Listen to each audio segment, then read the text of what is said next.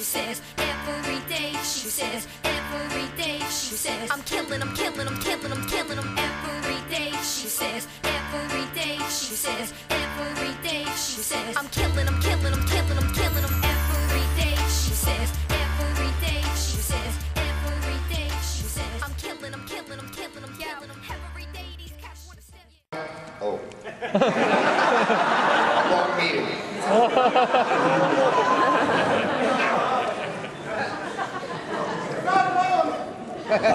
My name is Paul, and I do the voice of Preceptor. I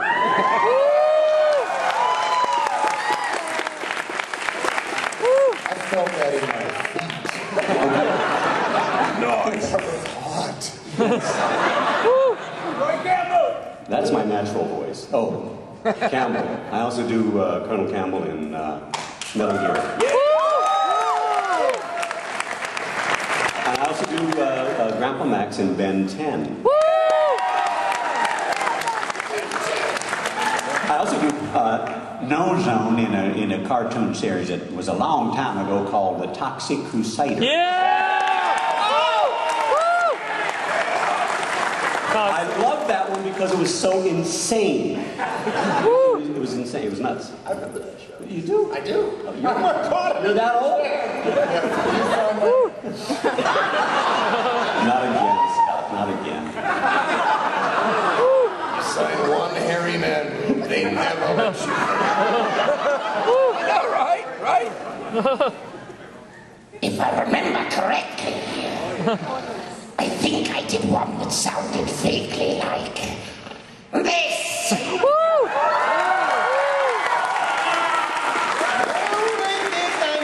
You're always hugging the mic. It's about time maybe I got a chance to visit lips. You say something about the lizard lips. Well, can it die? No more fighting gives was beneath her head his whole body. And of course, Silverbolt, strong, proud, brave, and smart like a bag of hammers. And a whole bunch of other stuff that you don't need to know about, according to the restraining order.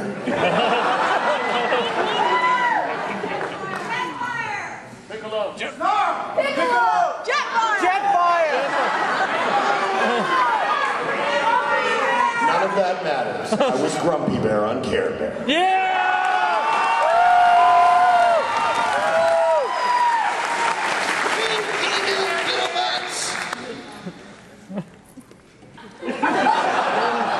We've stumped the pedal. All right, now you have to introduce yourself, starting over here.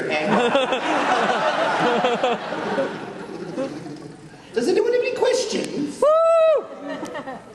Well, thank you very much for coming. You guys have been awesome. Are we just going to point? Well, forgive me, my Canadian ways do not have manners. I thought you were Australian. You tell me who you want to talk to and I'll go to them. You point. Well, there's one. Yeah! You gotta do this. You gotta do this. John 3.0 for the win. I'm just curious. I got into voiceover a couple of years ago, and I know back when Paul was doing it, it was a lot different than it is now. I've wondered if ISDN has changed anything, because I can work from one city, connected all the way to the other city, but I know in animation you have to all be in the same room together, and I'm just wondering if the technology has actually changed the way the industry goes. Over to you, Paul. Now, well, the way we did Transformers way back when, we were all in the same room. And as an actor, a stage actor, who started doing that sort of thing, you like working with other folks. Right. It's changed now, where if you get to work with another actor in the room with you, it's really amazing. Metal Gear, we got to work together. Nice. Snake and I. Yeah! But it's different now, because now it is, they'll have you come in, you'll do 30 takes of one line, then 30 takes of the next line, and then incredibly, they pull things together and decide which one they like, which take they like best, and it works, I prefer working with actors, because I think you get more spontaneous. Yet I feed off of what I'm given. But it's a lot easier to work. I did a show with Bruce Willis. He was in London. Yeah. Never saw him. Never saw him. We did a series and never met. But it doesn't matter. You know, it all comes together. You know, my preference is to work with human beings. Not the directors aren't human beings. They are, and they're some of my best friends. Yeah, it's But you know what I mean. or like To be yeah, nice. just like when I worked with Wally Burr. The man, the legend. We do a lot of strange technologies in Canada. We do actually, but it really has. I've been doing this for like 22 years. We've hold a microphone now, man and boy. When I started, we didn't have no fancy microphones. You just had to talk real loud. You have to tape up when you yelled at it. sure. But I don't have to be in the video. Just like you'll hear my Tape is something you never see. just record the. It was like, ooh, reels a quarter inch, ooh, dad, ooh. Now nothing we do is tangible. Yeah. Especially if it's a CG show, like Beast Wars. It's like, there's nothing you can touch. There are no cells. There is no tape. We are nothing but ones and zeros. It's kind of weird. I will echo that. We do a lot of both in Vancouver. Most of the North American stuff we do is prelay, and it is so much more fun. You know, also we do a fair amount of anime dubbing and whatnot, and then you are, much like most of my life, in a small padded room screaming. Beast Wars is an extraordinary cast. I mean, that was probably the most fun I've had in the last 10 years. And they have them everywhere, thank you. And the writing on it was terrific. We had so much fun. I mean, you know, and it's... Turn this on. We're not normal people. It's like the world's worst kindergarten class without the riddle. Make sure it's But we do a lot of ISDN patching now. Like, a lot of times we do split shows. It'll be LA, Vancouver, and we. okay. That's it. Okay. Just two kind of short ones for Scott. One, have you stayed in touch with your fellow Beast Wars castmates? And Oh, yeah. two, how do you come up with such a wide variety of voices that, like my son's starting to recognize voices from voice actors, and your scale is so different, you can't tell that you from voice A to B to C. If you That don't was look at dropped on my credits. head a lot as a child. I started saying, I'm doing for a living what I used to get kicked out of school for, you know. Now one's ever going to pay you money to hear them say little voices. Range is just playing. You know, I mean, it's a certain amount of, you know, strange ability, which I've done since I was... Yeah.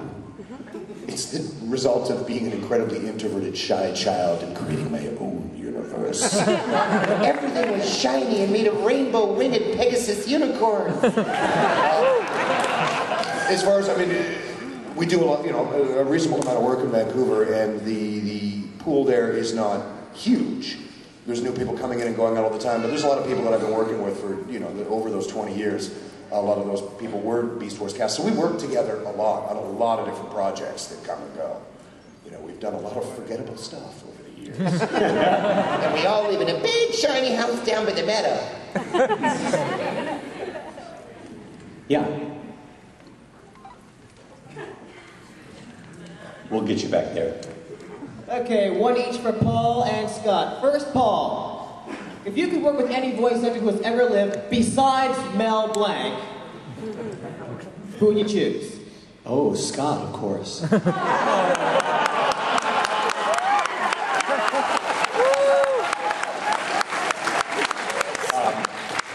Anyone ever. I would love to work with Dawes Butler again. I got a chance to work with him a couple of times. When I first came out here, I got to be Jane Jetson's high school boyfriend, who was no. He was a nerd in high school. He was really a total nerd. But then when he grew up, he became like a really hip, cool singer called Boy Nova, he was a Vegas kind of guy. So Dawes Butler, who was still doing Elroy on the Jetsons late into his 70s. And he still sounded the same. It was incredible. Wow. So Dawes Butler, he was just magical. You know, Frank Welker talks about dolls all the time.